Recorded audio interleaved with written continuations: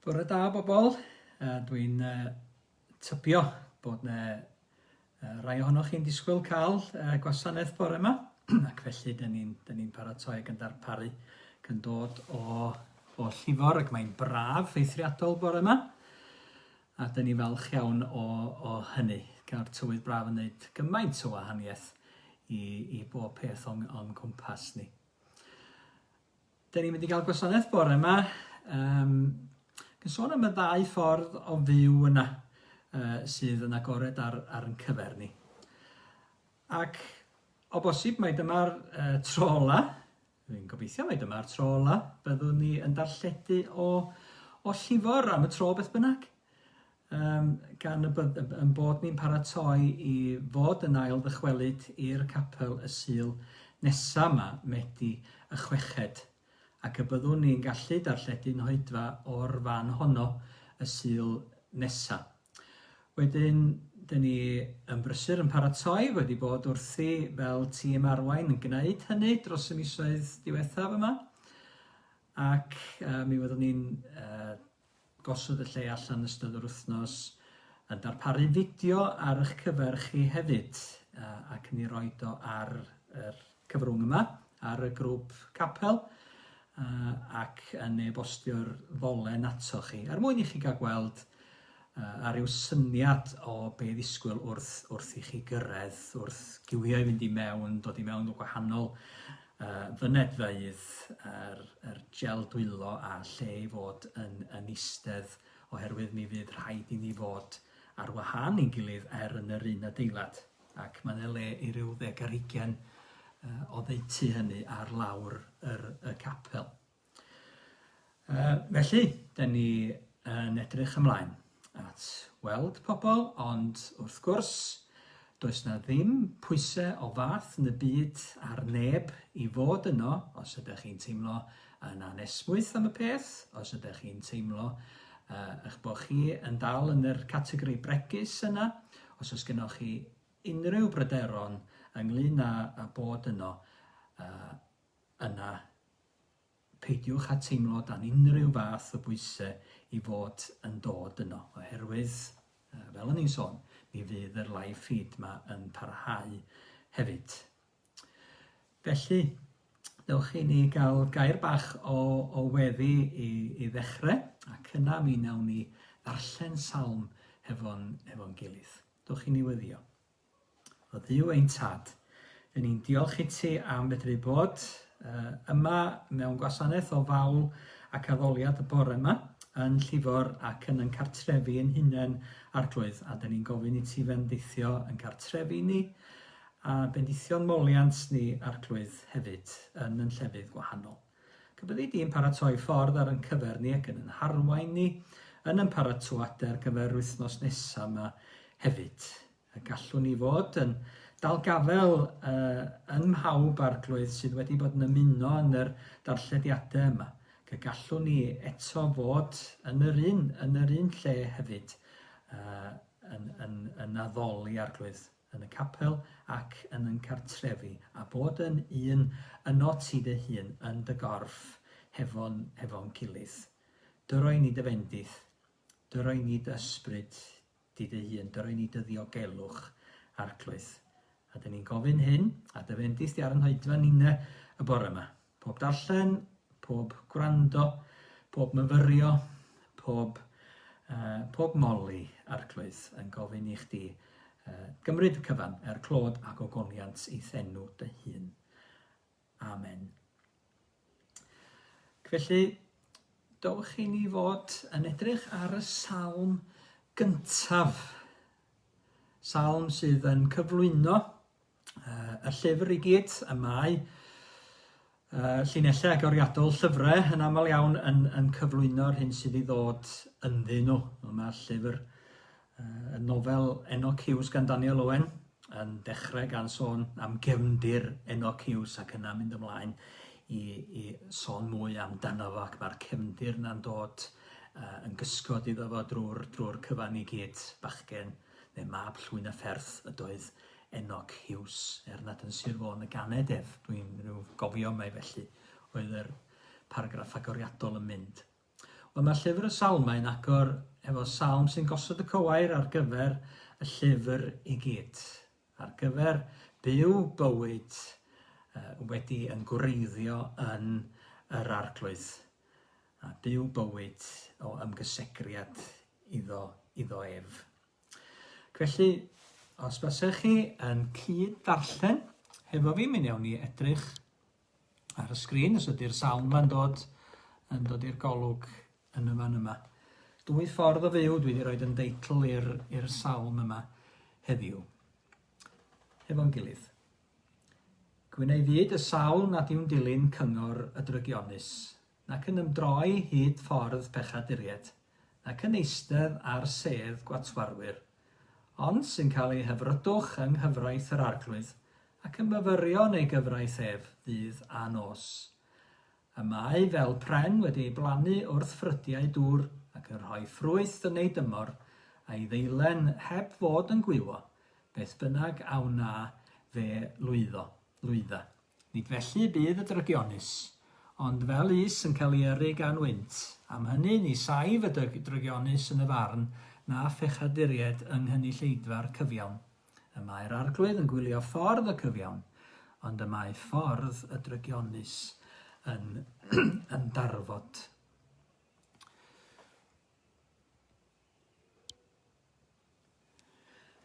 A dyn ni'n cofio bod yna rai wedi bod yn canu am yr pren yma, wedi blannu ar lan afonydd dyfroedd bod Ann Griffiths wedi canu am y pren hynny ac wedi gofyn ar iddi hi hun bod yn debyg i'r pren yma a dal gafel yn yr addewid sydd yn yr adnod yna. Bydd ei ddeilen heb wywo ac beth bynnag awnel fe lwydda. A dwi'n falch iawn bore yma o gael chwarae recordiad Sian James o'r emyn yma, lle mae hi'n cymryd emyn Ann Griffiths ei hun, nid fel mae o'n canu o'n ffydd, ond fel ysgwennodd Ann Griffiths a'r penillion yna sydd yn cymryd gymaint o sgrythyr ac yn ei roi o mewn penillion hyfryd dros ben a'r dymuniad a'r dyhead yna sydd gan Ann Griffiths i fod yn aros a'i myfyrdod yn yr arglwydd a'i dyhead amdano fo bob amser. Felly, os fedra i fod yn estyn ar draws yn dechrau chwarae yr gân, mi newn ni edrych ar y geiriau ar y sgrin.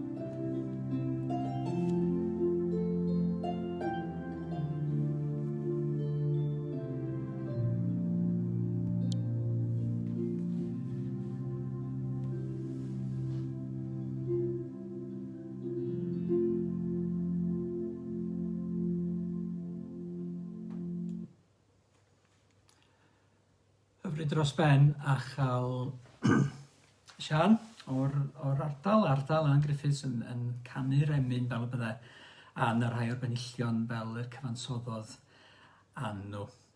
Fel mae'r arglwydd yn cyflawni dalgafel yr addewid yna, mae Duw yn ei roi iddi hi yn y Salm, a gweld fel mae'r arglwydd yn cyflawni i addewidion yn Iesu Grist. Wel, mae'r salm gyntaf yma yn ddechrau'r llyfr, yn dechrau llyfr newydd, penod newydd, fel dyn ni'na am bod yn dechrau penod newydd yn ogystal rwsyd wrth i ni ail ddychwelyd i fod yn addoli yn gorfforol hefo'n gilydd. Ac yn gwneud hynny wedi dysgu llawer o bethau. Bethau wedi newid yn plith ni ers i ni fod diwethaf yn gilydd nôl yn mis Mawrth. Ond, dyn ni'n parhau yr un pobl, mae Duw yn parhau yr un tad tragwyddol. Mae addewidion yn dal yr un fath tuag ato ni. Mae'r Efengil yn dal yr un mor berthnasol rwan yn ôl y mis Medi ac yr oedd hi nôl yn mis Mawrth. Ond nid yn fwy felly. Anhangen ni am waredwr yn fwy, yn gymaint ac erioed. Felly mae'r salm gyntaf yma yn salm sydd yn sôn am ffydd. Ac mae hwnnw yn rhywbeth dyn ni'n diolch amdano fo. Yn angenrheidiol ar yn cyfer ni wrth i ni fod yn cyfarfod hefo'n gilydd. Ac mae yna hyder mewn ffydd yn does. Hyder y bydd Duw yn cyflawni i addewidion i ni. Ac fel yr mae Ann Griffiths yn dal gafel yn yr addewid yna, beth bynnag a wnel fe a lwydda. Chymod, dal gafel yn y ffaith bod Duw yn mynd i'w bendithio hi. Gwna ei fyd y sawl sy'n ymyfrydu yn yr arglwydd felly. Be di'r adnod gyntaf yr salm i hun fel ne. Gwna ei fyd y gŵr felly sydd yn adiw'n dilyn cyngor y drygionus yn sydd yn ymyfrydu yng nghyfraith yr arglwydd. Fel pren ac yn cael ei fendithio yn fawr. Nid bod bendith yn dilyn gwneud rhywbeth arbennig, oherwydd mae'r salmydd yn gwybod o'r gorau nad felly mae bywyd yn edrych. Ac mae'r salmydd yn fwy na neb yn cyflwyno bywyd fel ac y mae o. Mi welwn ni yn Salm 73 enghraifft. Chymod, y salmydd yn cwyno bod y drygionus yn llwyddo, bod o ddim yn cael ei fendithio fel y bydde fo'n teimlo y dylai fo gael ei fendithio felly. Edrych, dyma hwyr rhai drygionus, medde fo. Bob amser mewn esmwythyd ac yn casglu cyfoeth.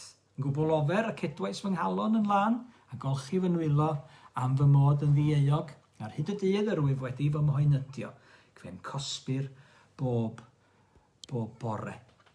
Yn teimlo felly, a dyn ni'n cael y teimladau yma i gyd yn cael ei mynegu yn llyfr y Salmau. Dydy bywyd ddim yn gweithio allan fel dyn ni isio fo weithio allan bob amser.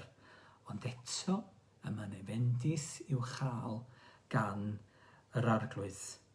O fyw yn bywyd, fel bywyd o ymroddiad iddo fo. Byw yn ei ffordd o fyw. Ffordd arbennig o fod wedi ymroi i Dduw bob amser, a hynny'n dibynnu hefyd ar ymroddiad i air Duw. Mae'r salm felly yn sôn am yr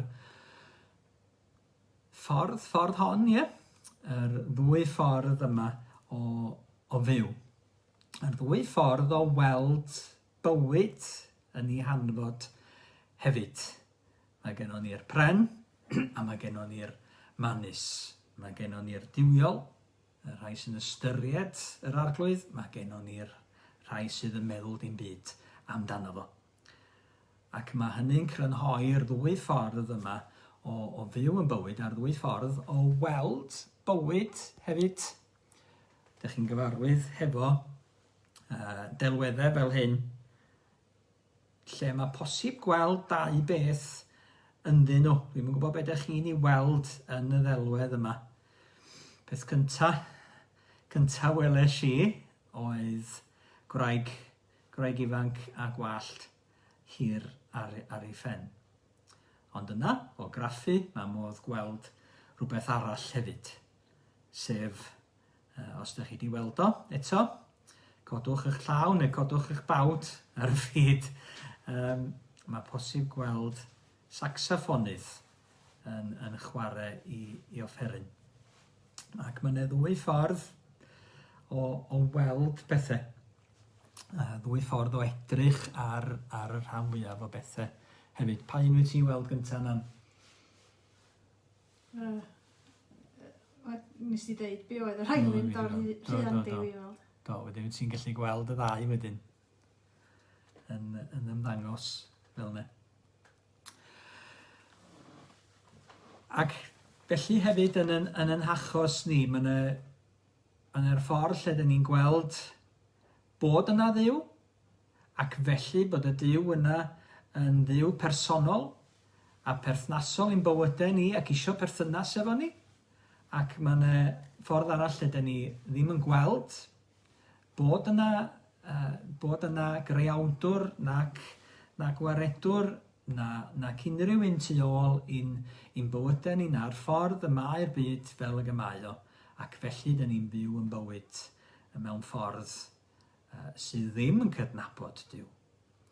Ac y mae y ffordd dyn ni'n edrych ar yn bywydau yn effeithio ar bob dim arall dyn ni'n ei wneud, yn effeithio ar yn perthynas ni hefo'n gilydd ac hefo'n byd ni a'r ffordd dyn ni'n wneud pob peth dyn ni'n ei wneud. Mi welodd Einstein y ddau ffordd yna, mae'n debyg, ac o'n i'n dod o hyd i'r dyfyniad yma ganddo fo. Does dim ond dau ffordd o fyw eich bywyd. Un fel pe na bai dim yn wyrth, y llall yw fel petai popeth yn wyrth. One is as though nothing is a miracle, the other is as though everything is. Ac mae Iesu hun hefyd yn sôn am yr ddwy ffordd yma o fyw. Wrth gymell i wrandawyr i fynd i mewn drwy'r porth cyfyng oherwydd llydan yw'r porth ac eang yw'r ffordd sy'n arwain i ddistriw. Llawer yw'r rhai sydd yn mynd ar hyddi. Yn cymell, dowch chi ffordd hyn. Dowch chi ar fôl i sydd yn ffordd yn wirionedd ac yn bywyd. Dwi ddim eisiau eich colli chi. Dwi'n eisiau chi fynd i ddistriw. Dwi eisiau chi gael bywyd a'i gael yn ei holl gyflawnder. Iesu Grist ydy'r ffordd, dangos y ffordd o fyw, ac ef ei hun ydy'r ffordd yna. Yma ydyn ni rodio hyddi, gael ei gwmni gyda ni, ac i fod yn nerth i ni gerdded yr ffordd hefyd. Felly, ar ddwy ffordd yma yn cael ei cyflwyno. A dyn ni'n gweld yr addewid hyfryd yma hefyd ar yn cyfer ni. Yr addewid o gael yn plannu, o gael yn myfyrdod yng nghyfraith yr arglwydd, o gael yn plannu ynddo ef y byddwn ni'n derbyn bendith yn ei gwmni. Ac mae Iesu'n gaddo'r fendith yna. Beth bynnag awn nel, beth bynnag a ddaw, mae o'n gaddo bod yn bendith ac i gyffwrdd yn bywydau ni hefyd. Fo ydy'r wrth gwrs, i holl addewidion Duw, ac yn rhoi i ni bob bendith ysbrydol yn y nefolion leoedd trwy ac yn Iesu Grist. Ond sut da ni'n mynd ati felly i gael yr fendith yma, cael y bywyd yma sydd wedi i fendithio.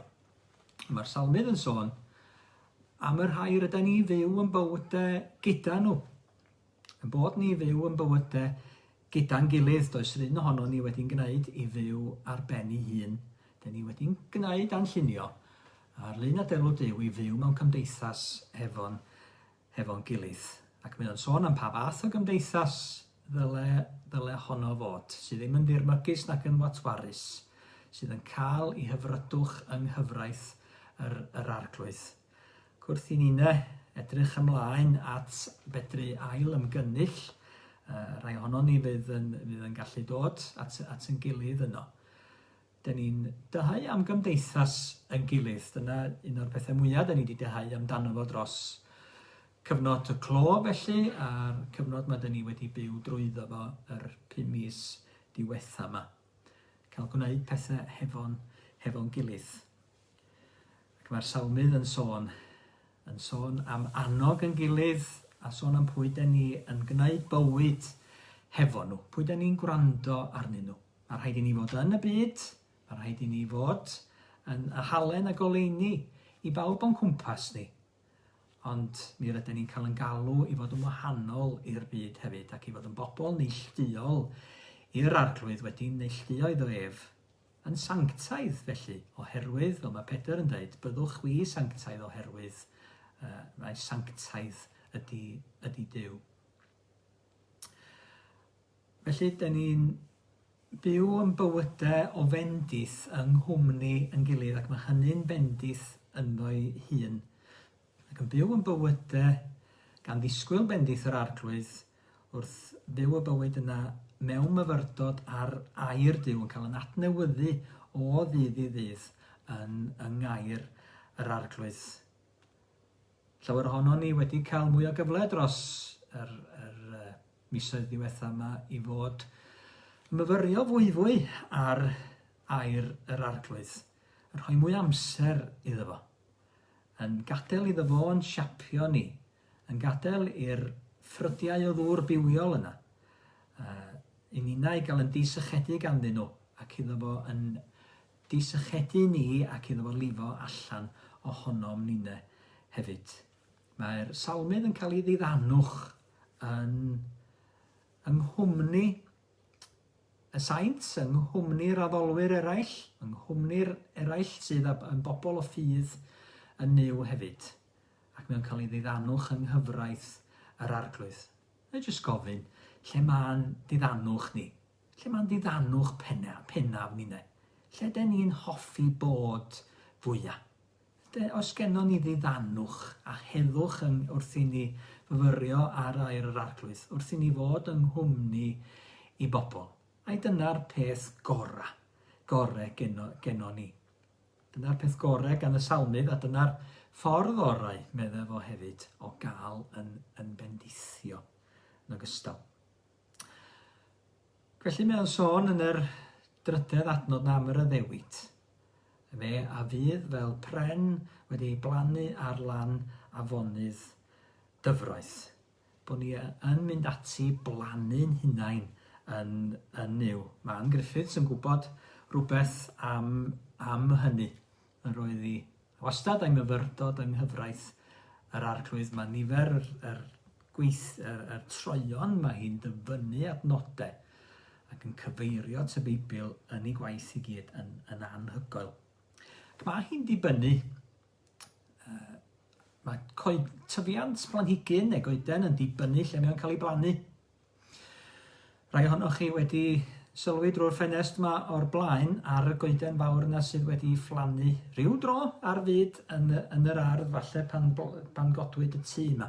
Mae hi wedi phlannu wrth nant a ffrwd fechan, ac felly mae hi'n hoffi ei lle.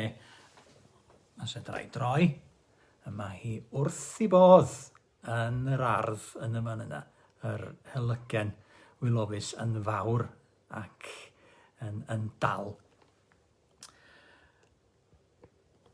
Ac dwi wedi bod yn plannu misoedd dwytha yma, wedi gorfod hadu tomatos a'i plannu nhw ym mhob man y gallwn ni gael lle i'w plannu nhw mewn gwirionedd, oherwydd mi ddoth ne gannoedd o hadau i fyny. Plannu nhw allan, i plannu nhw mewn potiau bach, i plannu nhw mewn potiau mawr.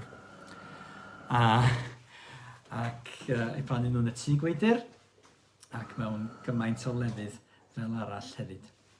A dyma chi wahaniaeth yn y fan yma, a mae plannu mewn llefydd gwahanol yn ei wneud. Planhigion ar y chwith, maen nhw wedi'w plannu mewn pridd da a dofn yn y tŷ gweidir, a mae bonio nhw yn gryf. Mae'r planhigion yna ar y dde, dyn nhw ddim wedi gallu symud allan o'i potiau, ac mae bonio nhw yn wan, a does yna ddim llawer o ffrwyth arnyn nhw hefyd.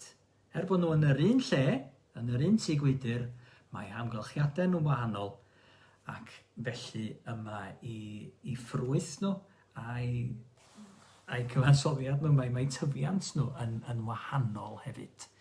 Mae'r salmydd yn sôn am gael yn gosod, am gael yn osod, traws blannu felly, i'r lle gorau i fod. Ar lan y bonydd dyfroedd i dderbyn o fendith yr arglwydd. Ac os oes gennym ni 2 funud, achos mae gen i ryw fideo bach 2 funud o wers tyfu tomatos, dweud y gwir. Os bysach chi'n hoffi gwybod rhywbeth am dyfu tomatos, mi gewch chi ddod allan hefo fi rwan i'r ardd yn y cefn yma, a sylwi ar y modd mae'r rheini wedi eu plannu yn y fan honno. Ond dwi wedi dod â chi allan i weld be 'di hanes y tomatos sydd yn tyfu ar yr wal cefn yn yr ardd wrth ymyl y patio. Mae fama'n le da, wrth gwrs, i dyfu tomatos oherwydd bod y wal yn dal y gwres oddi wrth yr haul yn ystod y dydd ac yn ei ollwng allan yn ystod y nos. Ond, fel dyn ni'n gweld, dydy'r tomatos eu hunain ddim wedi cochi eto, ond un o'r pethau, wrth gwrs, dyn ni wedi bod yn ei wneud hefo nhw ydy clymu nhw i mewn i'r polyn, ac hefyd y mae angen mwyn cadw nhw'n lan a cadw nhw rhag mynd i bob man, angen torri a tocio yr hyn dyn ni'n alw yn lladron o'r fan yma sy'n codi o gesail y planhigyn, ac felly mae hwn yn tyfu yn ddiangen yn fama, felly gawn ni wared ar y peth bach yna yn y fan yna. Ac be nes i efo'r rhain hefyd oedd i plannu nhw reit ddifn yn y potiau, oherwydd mi sylwch chi ar yr ochrau'r planhigyn pan ydych chi'n cyffwrdd y planhigyn tomato, mae yna blew bach gyda fo gyd. Wel, mae'r blew yna yn ysu i gael ffurfio gwreiddiau mwyn signo cymaint ys bosib o'r maeth allan o'r pridd. Wedyn mae'n gwneud sens da i fod yn plannu'r pethau bach yma mor ddifn a phosib yn y potiau. A felly dyna ryw daith bach i'r ardd a gweld sut mae'r tomatos yn tyfu, a gobeithio wir y byddan nhw yn cochi yn ystod mis Awst yma.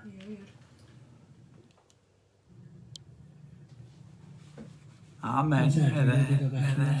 Nan yn y fan yna. Gobeithio wir y byddan nhw yn cochi yn ystod mis Awst. Mis Awst yma. Yn gweld, mae'n dibynnu lle ydych chi'n plannu nhw, sut ydych chi'n plannu nhw, achos dyn ni'na hefyd yn bobl sydd eisiau bwrw gwreiddiau. A mae gennym ni'r gwahaniaeth rhwng y 2 ffordd wahanol yma yn y Salm hefyd. 2 ffordd o edrych ar bethau, 2 ffordd o fyw hefyd. Un, fel eich goeden wedi fflannu ger afonydd dyfroedd, y llall fel y man is sydd yn cael ei chwalu gan y gwynt. Dyn ni'n gwybod beth i coeden, ydych chi'n gwybod beth i manus? Yr stwff yna sydd yn dod oddi ar yr gwenith neu'r grawn, yr hysg felly amdano fo oedd yn ei ddiogelu yn y man oedd o'n tyfu, ond sydd yn da i ddim byd wedi hynny ac sydd yn ysgafn, ac felly pan mae'r grawn yn cael ei gasglu, a'i daflu di fyny, a'i ffistio felly, a'i godi y marmanus yma yn cael ei gymryd i ffwrdd gan y gwynt. Rhywbeth ansylweddol ydy hwnnw, mi welwn ni'r gwahaniaeth rhwng yr ddau yn y fan yma, bod y goeden yn sylweddol, yn sefydlog, yn barhaol ac yn dwyn ffrwyth. Bod y manus yn ysgafn, yn ansylweddol, yn ansefydlog, dros dro'n unig mae o'n para, a does yna ddim ffrwyth na phwrpas pellach iddo fo. Mae'r gymhariaeth yma yn un eithafol yn dydy rhwng y ddau beth yma. Mae'r gymhariaeth rhwng y ddwy ffordd yma o fyw, y ddau ffordd, ddwy ffordd o weld y byd o'n cwmpas, o weld yn un hunain, yn eithafol hefyd. Oherwydd yma un yn arwain i fywyd, mae'r llall yn arwain i ddistryw. Dydy'r arglwydd ddim yn dymuno i neb ohono ni fod ar wahân iddo fo. Mae'n dymuno i bob un ohono ni gael bywyd. Mae'n dymuno i bob un ohono ni gael yn plannu ynddo ef. Ond yma hi, yn gyfrifoldeb arno ni i fod yn cymryd yn plannu yn y man y mae o am i ni fod hefyd. Yn ei gariad. Ynddo ef yn yr arglwydd Iesu Grist ei hun ac mwyn dwyn ffrwyth yn bywydau bob dydd. A'r ffrwyth yna, mae Paul yn sôn amdanyn nhw yn ei lythyr at y Galatiad. Yn y ddigon o bethau drwg yn dod allan o'n bywydau ni meddai fo.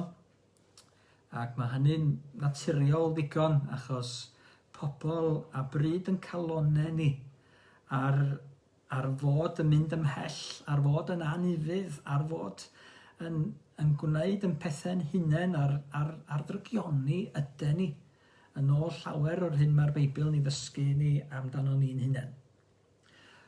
Ond wrth i ysbryd glân yr arglwydd gael gafel yna ni, wrth i ni socian yn bywyd yn ei air, wrth i ni i'w ysbryd glân eflifo trwam ni, mae o'n creu ffrwyth arbennig yn bywydau ni.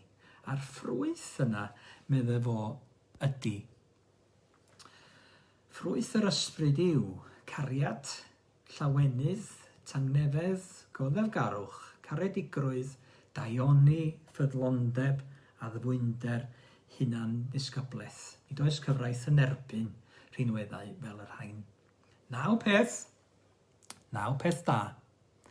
9 peth sydd yn mynd i fod yn fendith i ni, sydd yn mynd i fod yn fendith i eraill o'n cwmpas ni. Ffrwyth sydd yn dod o fod yn plannu a chael yn plannu yn yr arglwydd Iesu, yn ei air ef ac aros yno ef bob amser. Byddai yn gweddi ni felly ar ei ddiw roi y math yma o fywyd i ni. Ar ein unau gael ffrwytho iddo ef, ar ein unau fod yn fendith, fod yn derbyn ei fendith, beth bynnag byddwn ni'n ei wneud, bydd hynny dan fendith yr arglwydd, wrth ni geisio i ffyrdd o, wrth ni geisio rhodio ar y ffordd honno sy'n cael ei chynnig i ni yn Iesu Grist, ef ei hunan ydy'r ffordd.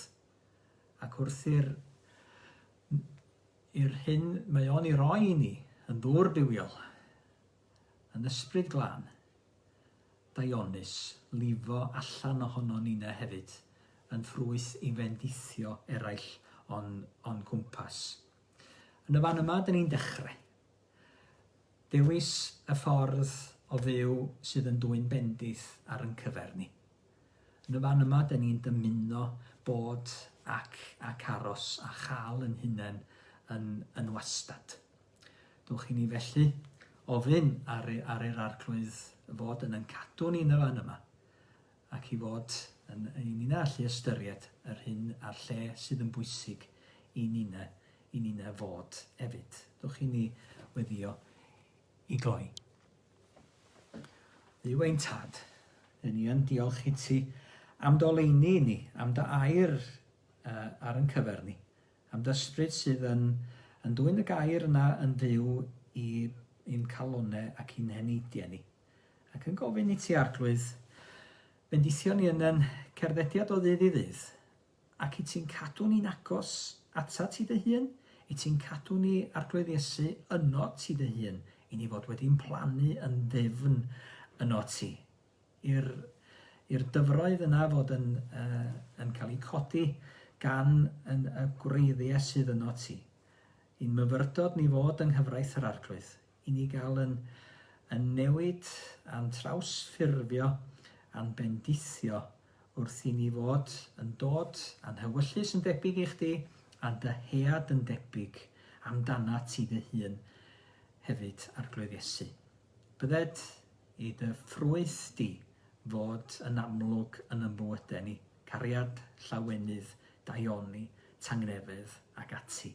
Ac i ni'n fod yn gallu cyffwrdd a bendithio eraill gyda'r hyn yr wyt ti yn ei roi i ni ar hyn sydd yn llifo, yn nodd ac yn nerth trwy ein bywyd ninnau arglwydd. Bydd efo pawb sydd ar yn meddyliau ni y bore yma. Dyrod y bendith i ddynhwthod a pawb sydd mewn gwendid neu mewn unrhyw angen yn yn byd ni. Helpa ni'n fod yn bobl sy'n ystyriol, yn bobl sy'n cofio, yn bobl sydd yn fodlon ymestyn llaw a chymorth hefyd. A dyn ni yn gofyn i ti'n cadw ni yn ddiogel yn dylaw nes y byddwn ni yn cael cyfarfod ac nes y byddwn ni yn cael gweld mwy ar yn gilydd eto a chael cyd a ddoli yng nghwmni yn gilydd. Ni'n gofyn hyn yn enw Iesu Grist. Amen. Ond te, mi ymunwn ni i ganu yn hemyn ola gan Williams Pantycelyn sydd yn sôn am yr dewis yna sydd yn agored i bob un ohono ni. Dewis yr Iesu a'i farwol glwy, yn frawd a phriod i mi mwy, ef yn arweinydd, ef yn ben, i'm dwyn o'r byd i'r nefoedd wen. Dyn ni'n diolch i Glwy am y canu a'r cyfeilio ac am fod wedi gwneud cymaint o hynny dros y misoedd diwethaf yma. Bob bendith arnoch chi, a bydded i ras ein harglwydd Iesu Grist, a chariad Duw, a chymdeithas yr Ysbryd Glân, fod gyda ni oll o'r awr hon, hyd byth. Amen.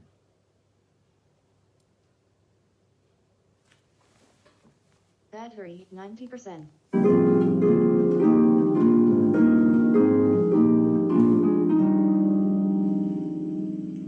Rwy'n dewis Iesu a'i farwol glwy, yn fawr a phriod i mi mwy, ef yn arweinydd, ef yn ben, i'm ddwyn o'r byd i'r nefoedd wen. Wel dyma un o dwedwch ble, a gwelir arall fel efe. A melyn ffyddlon im o hyd, ym mhob rhyw drallod yn y byd. Pwy wredir ifan fenna'i gwar, pwy'n coed o holl o fyddiau'r lan, pwy gariad maich fel breninne, pwy gyd yn deimlo fel efe. Wel